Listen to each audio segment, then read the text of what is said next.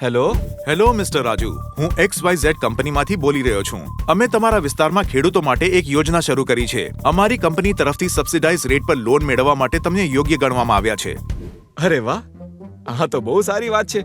Offer શું છે? અમે ફક્ત 3% વ્યાજ દર પર 5 લાખ રૂપિયા સુધીની સ્પેશિયલ લોન આપીએ છીએ. આ લોનનો લાભ લેવા વેરિફિકેશન માટે તમારા બેંક ખાતા અને આધારની ડિટેલ્સ જણાવવાની છે.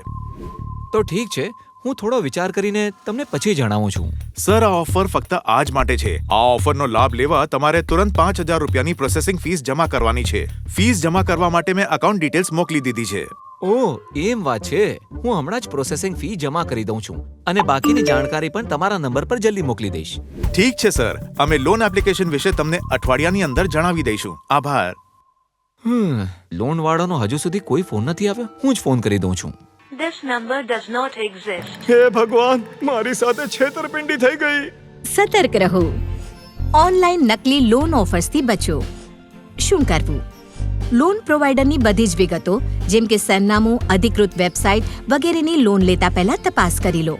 ઘટનાનો રિપોર્ટ તમારા નજીકના સાયબર ક્રાઇમ પોલીસ સ્ટેશન અને national cyber crime reporting portal cybercrime.gov.in પર કરો. શું ના કરવું? તમારા લોનની મંજૂરી માટે ક્યારે પણ કોઈ અગાઉથી ચૂકવણી ના કરો. બેંક કે નાણાકીય સંસ્થાઓ ક્યારે પણ લોનની મંજૂરી માટે અગાઉથી ફી નથી માંગતા. કોઈ પણ શુલ્ક હોય તો તે તમારા લોનના પૈસામાંથી બાદ કરવામાં આવશે અને બાકીની રકમ તમારા ખાતામાં જમા થઈ જશે.